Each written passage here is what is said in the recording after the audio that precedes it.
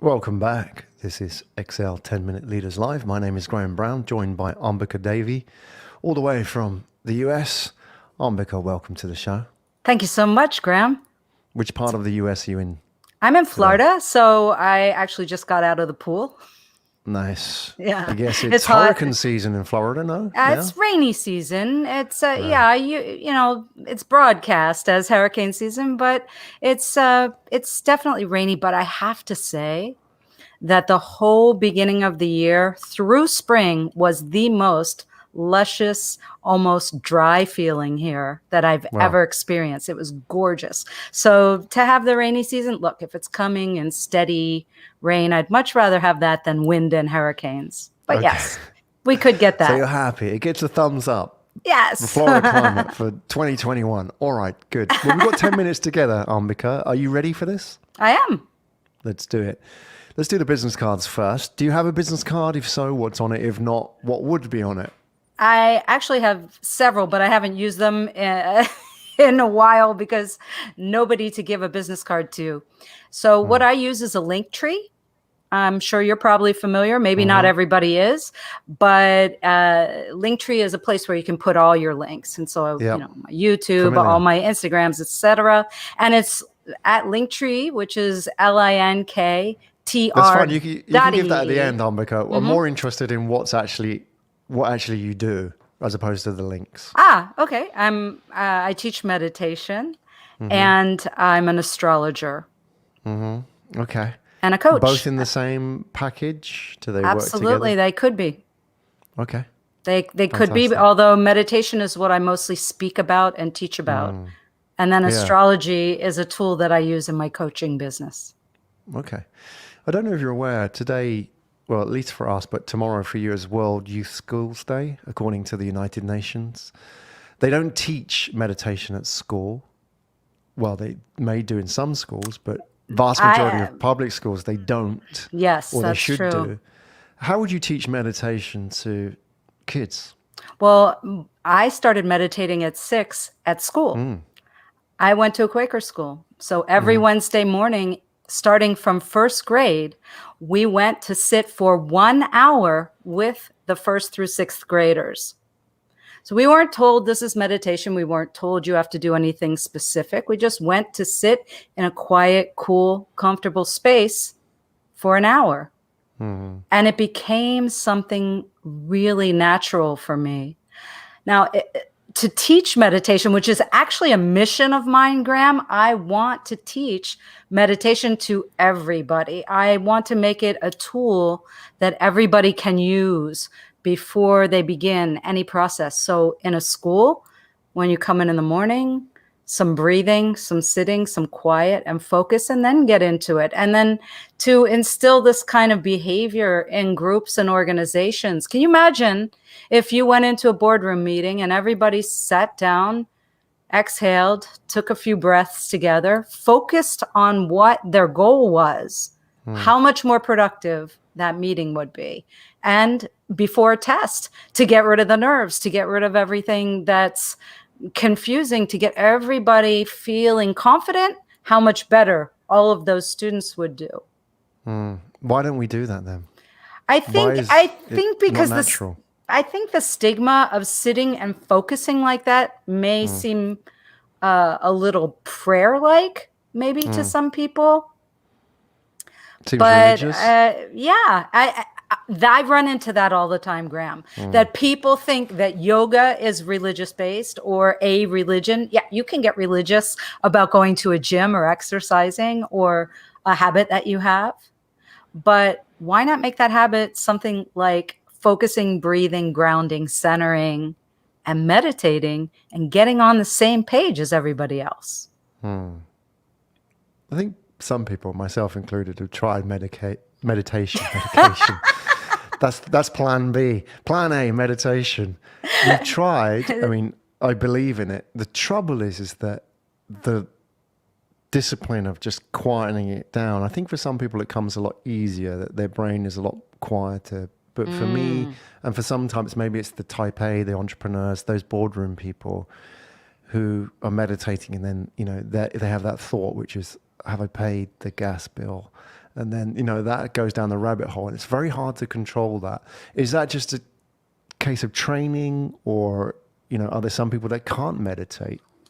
I think it's a misconception of what meditation is. There are different ways to trigger the state. It's a state of being. And there are more difficult and challenging ways, like Zazen meditation, to have to sit in a very regimented position and think of nothing is near impossible for most people. Now, if you have the willpower to just force into it for probably 3.5 years, you'll get it. But how many people have 3.5 years of patience? They don't. So what I've been researching and experimenting with personally and teaching for 44 years is using the sound of your own voice, primordial sound, and breathing specific pranayama, breathing exercises, so that you can trigger the mind into quiet so much more effectively and efficiently. So likely you were just trying ways that were darn near impossible. So you're saying there are different ways to meditate, and Yes, I some may am. work for different people. No, it's not to meditate. It's to trigger the state of meditation. You see, I think to think of meditation as an activity is where we begin to go wrong. The activity is a trigger to take us into it. Let's look at sports practitioners who, a runner, a skater who gets in the zone, right? They lose themselves. That's one of the things. Meditation is a withdrawal of the senses. So in order to intellectualize it, we need to understand our 5 senses, and then a higher level of super sensing, and then the potential of psychic sensing. But we have to withdraw from all of those in order to disconnect from the control of the ego mind. What then is the best way for somebody to achieve that state, given that most people are busy, and given that even for somebody to say, 5 minutes in a day, they don't even find that, most people. Right. Because they're constantly in this, I suppose, agitated state that something needs to be done. How do you sort of get people out of that? Because even to say to somebody, sit in a room for an hour, it's like, whoa, I don't have an hour. I think if they had tried to explain it to us, we never would have done it. No. So where do you start? What are the small wins? Is it something like you can do something small, like meditate, achieve meditation at this point in your day, or what? Depending on what the goal is, what the goal of the group is, I'll utilize that, so that's kind of like the carrot to chase. And then to lead a breathing, or maybe even something physical, shaking the body out. Centering exercises can be really easy. Those of you who've practiced any martial art, you know about standing in a horse stance. The legs are a little bit wider, the knees are a little bit bent. But then if you make it a comfortable position like that, legs just a little wider than hip width, bounce on the heels, leaving the fronts of the feet in contact with the ground or the floor. Tapping the heels, this will enliven the central nervous system. And then sink down a little bit, drop the weight, bend the knees a little bit, close the eyes, exhale deeply, take deep breath in, pause, exhale, pause. It's those pauses. They're called kumbhaka in Sanskrit.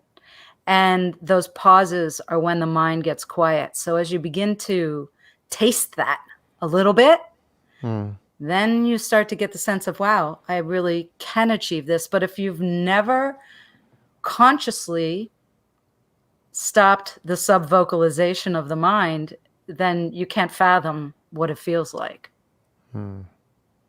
Yeah, that's constant. Everybody has it. Life. You're okay. Yeah. Everybody has it. And you talked about doing it in a group as well. Is that a key part of keeping this going? I mean, why are we doing this group as opposed to an individual? Well, let's look at different types of people, Graham. There's people who are very happy, isolated, and there are people who are going nuts, isolated, right? So if you're a person who wants to go to festivals and be in crowds, then yes, a group is going to work for you. If you're an introvert and you like doing projects and things on your own, then learning practice all by yourself is going to work better for you in the beginning.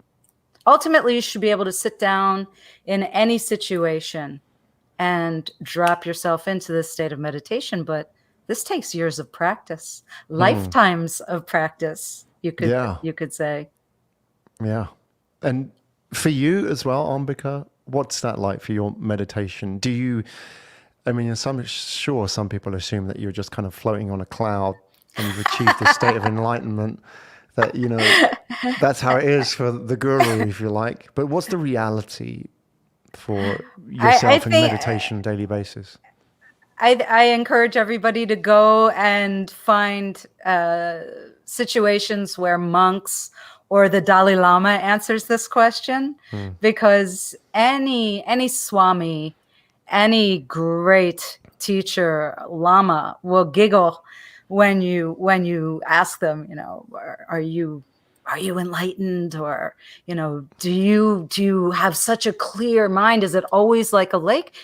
They'll laugh at you and tell you, I'm human, you know, I experience the mind waves, but the difference is in the reaction and re-reaction.